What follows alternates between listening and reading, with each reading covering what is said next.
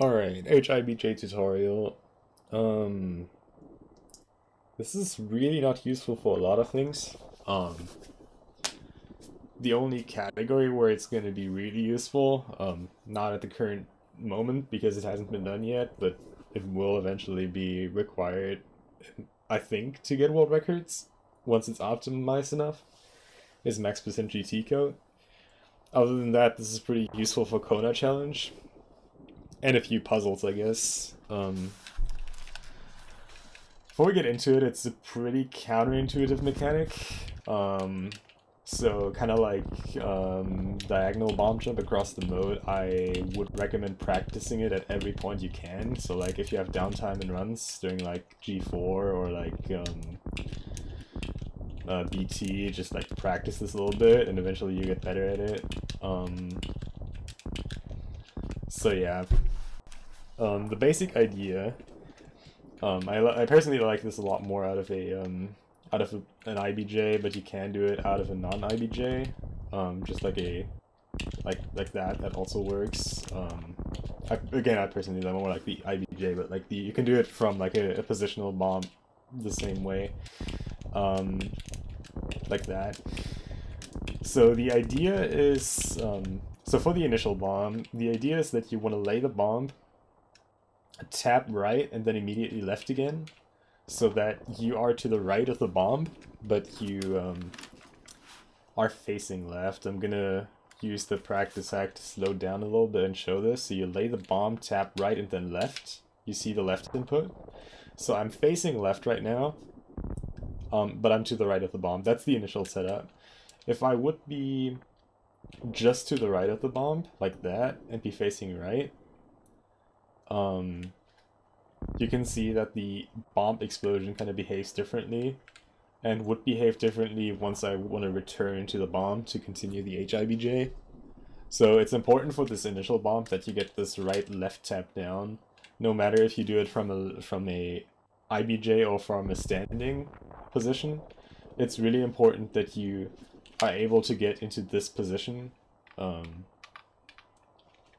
like this here very quickly, because you obviously don't have as much time as you do in a slowdown. And it's also very important that you are able to find this kind of position here where you are like to the right of the bomb but still inside the hitbox of the explosion. Keep in mind that the explosion is a rectangle, not a circle. So like like being closer to the bomb doesn't give you like any higher chances of actually being inside the radius. Like there is just a set distance that you can have, and you're either inside or you're not inside. So that's sort of the initial bomb. Again, just like I don't know, maybe you slow down at first. I don't know, just be able to get this position facing left with the morph ball, and being to the right of the bomb. That's the initial setup. Again, I personally find this easier out of an IBJ. That's just how I have always practiced it, because like the benefit with the IBJ is that it already gives you a timing for the next bomb that you need to lay. But that's just me. Because after you do this left-right thing, this right-left thing, you already have to lay the next bomb, basically as the other bomb is exploding. It's important that you lay this bomb as late as possible. That's generally important for the entire HIBJ, laying the bombs as late as possible, because that will give you the least amount of height, and since we want to go for a more horizontal movement, it's important that we gain as little height as possible, because this kind of movement is not going to work once you bonk a ceiling. So, really important, right, left, and then lay the bomb as late as possible. This is honestly something you should be able to do in your sleep, just this first bomb. Just like left, right, right, left, bomb. Like this is something you need to get down. Like this was already delayed. Like just getting this timing down here really is really important. Finding this position, laying the bomb in time, like that. Alright, now to the actual HIBJ, so the thing I'm doing right now. After you lay this initial bomb, so what you would usually do for like a diagonal bomb jump is lay a bomb there, and then just like jump over, like bounce. Whereas for an HIBJ, we always want to lay the bombs right next to the previous bomb. And I'm actually gonna go into an IBJ for that, because that's just gonna make it easier to explain. I really recommend practicing this in like wide open areas, just to have a lot of room to experiment with this. Especially ones with like an open ceiling. Okay, so like, I also recommend getting like a safe state in the middle of an IBJ going like that. That just makes it easier to practice. So, actually, let's get this in slowdown. So, like, you do your IBJ, lay your bombs, and then you want to do this right-left movement. And then you want to tap. Actually, this is horribly difficult to do in slowdown, I'm sorry. God, because like this is such a timing thing. It's really hard for me to do this in slowdown. Okay, so basically the idea is, after you do the second bomb, it's gonna catapult you to the right. And as you are as far to the right as possible, basically as you stop moving to the right,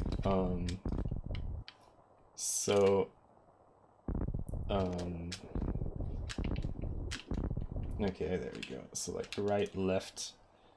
So like you stop moving to the right around here. That's the point. Like you can see the initial high speed momentum to the right has stopped.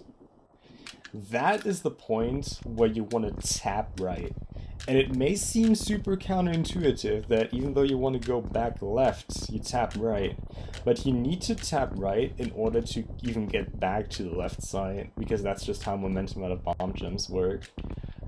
So let's get this slowed down again. So we lay our bomb, do left, right, lay another bomb, and at this point we tap right, and then we go back left. So this is the idea. We tap right now, hold back left, and then go back. Now there's more to it, and I'm going to show this. But this is the really important part. You lay your bomb and tap right at this point. Lay your bomb, tap right, and go back. So like, right, left, bomb, tap right, back. Tap right back, tap right back, tap right back, tap right back. That's basically the entire movement chain once you get into this. It's like you get your initial bomb, tap right left, tap right left, tap right left. That's all that is. And then from there on it's just laying the bombs at the right timings. It's like you can hear my controller right now just try to get this kind of rhythm going of this tapping right and then immediately holding left to get back to the bomb. And then you can mix the bombs in between. Now there's more to it though, that's not all of it. Let's get the slowdown again. Like, if you have problems with the input, just look at my input display at the top left. It would also probably help you looking at like a slowed down version of the video. So like that, and when we lay the bomb, tap right, go back, and then lay another bomb. This is really hard to do in slowdown, I'm sorry. So like that, lay the bomb, tap right, go back. And what's really important is before the bomb explodes, and this is like the last important part for this, is that our D-pad is in a neutral position. So like after we hold left, we want to let go of the D-pad. And once the bomb explodes, we want to be in a neutral position, because otherwise this thing is not going to work. So not only do you have to do your right tap at the end of this, but you also have to have your D-pad in a neutral position before the next bomb explodes. While you still want to be to the right side of the bomb, so it's like the precise positioning. Then the kind of precise right tap followed by holding left, and then stopping holding left at the right time.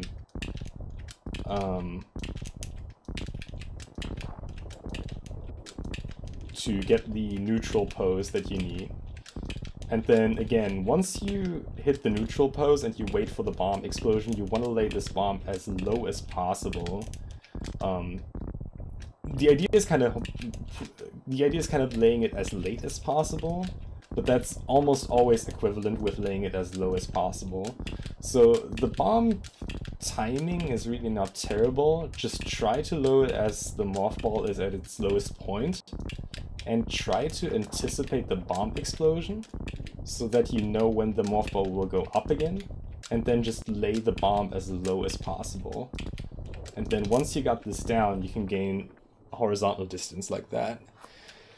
I'll try to do that one more time and slow down, try to get like a few good bomb jumps going just so that you can get a clearer sight at the input, but that's basically it.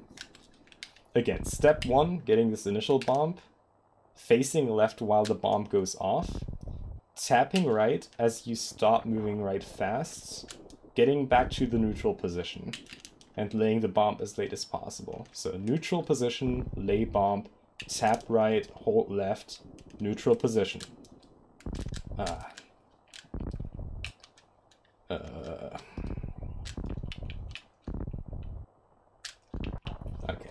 there you go. Face left as the bomb is exploding, again neutral position.